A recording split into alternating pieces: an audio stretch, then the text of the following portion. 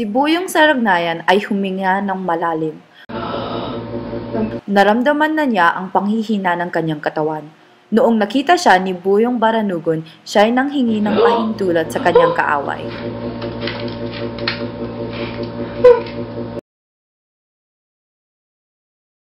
Sandali lang muna.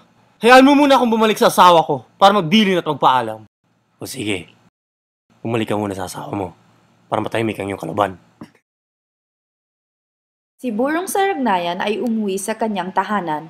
Habang siya ay naglalakbay, napansin niya na ang mga puno at halaman ay nalalanta at namamatay na. Noong dumating siya sa kanyang tahanan, tinawag niya ang kanyang asawa, si Malitong Yawa, si Nagmaling Diwata, at sila'y naupo sa duyan. Dito muna tayo pagkat, mahal ko, ako ay nangihina. Nawawala ang lakas ko dahil sa gayuma ni Buyong Baranugon. Mahal ko, ang habiling ko lang sa iyo ay sundan at mahalin mo si Labaw Dunggon. Pinaglalaban kanya at ipinaglalaban rin kita. Mga salitang ito, iiwan ko sa iyo. Mag-ingat ka. Maraming asawa si Labaw Dunggon, ngunit ikaw ang pinakahinahangad niya. Kapangyarihan siya, at ganoon din ang kanyang mga anak. Lalo na si Baranugon, na batang-bata pa, pero magaling ng mangdirigma. Susundin ko ang iyong hiling at bilin, mahal. Ngunit bakit si Labaw Dunggon ang iyong kinulong lamang? Bakit hindi mo siya pinaslang at kinain? Kung ginawa mo iyon, hindi na siya sana nailigtas ng kanyang mga supling. Halika na at matulog ka na, mahal. Magpakahimbing ka na. Bantayan ninyo siya, Oripon. Mga katulong, siguruhin ninyo na mahimbing ang kanyang pagtulog at hindi maistorbo ng langaw o bangaw man. Nang makatulog na si Malitong Yawa, umalis si Buyong Saragnayan para harapin si Buyong Baranugon. Tayo nang maglaban! Subukin ang ating kakayahan! Huwag gamitin ang pamlang! Huwag gumamit ng gayuma! Sukatin ang ating kakayahan sa pamamagitan ng ating kagitingan.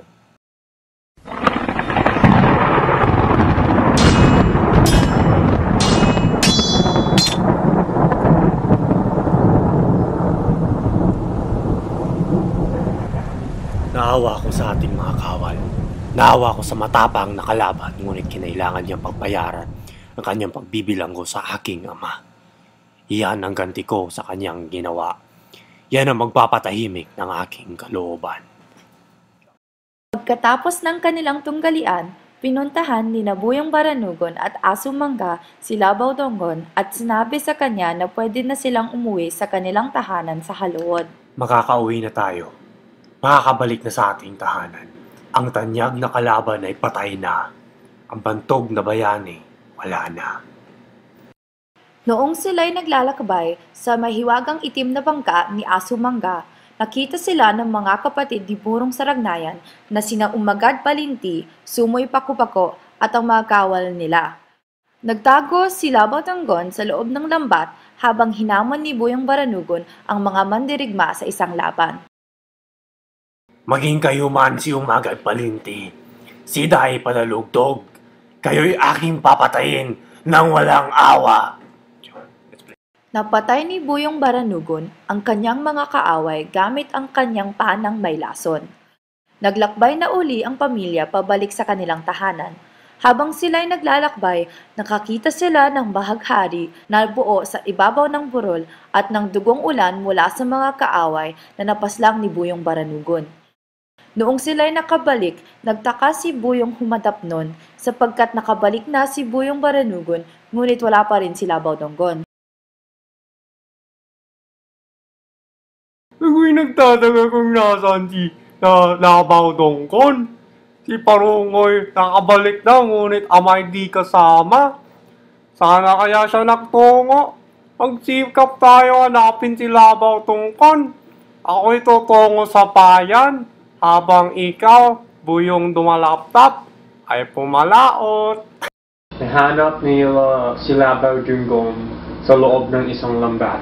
Tayo na kapatid. Tayo'y bumalik sa iyong tahanan.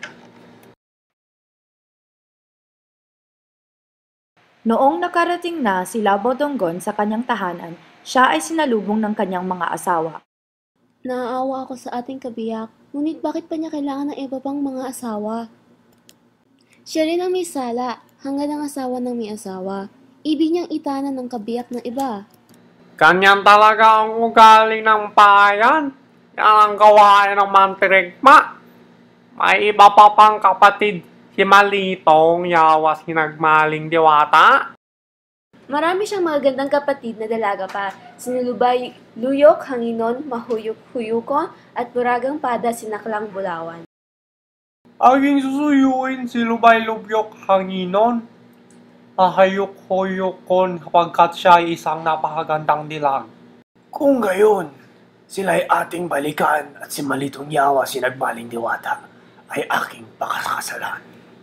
Kung kukuha ka pa ng iba pang mga asawa, kung susuyuin mo pa si Nagmalitong Yawa, hindi ka na namin tutulungan para mabalik ang lakas mo. Ang pagmamahal ko para sa inyong lahat ay pantay-pantay. Lahat kayo ay mahal ko. Ngunit kailangan ng mga mandirigma ng malakas at magiting na anak. Kaya't kailangan kong suyuin si Nagmalitong Yawa.